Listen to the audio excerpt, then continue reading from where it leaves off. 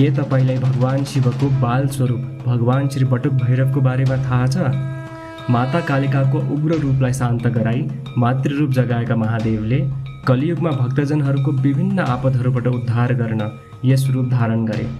भैरवको अनेक रूपहरूमध्ये सबैभन्दा छिटो भक्तजनको पुकार सुन्ने उनी आपद उद्धारक बटुक महाभैरवको नामले प्रख्यात छन्। भैरवको प्रिय दिन आइतबार र प्रिय तिथि अष्टमी भोलि 15 भाद्रमा परेकोले बटुक भैरव अथवा भैरवनाथको विभिन्न प्राकट्य रूपहरूको दर्शन तथा स्मरण गरी दैवी अनुग्रह ग्रहण गरौँ। भगवान श्री बटुक महाभैरवको जय हो।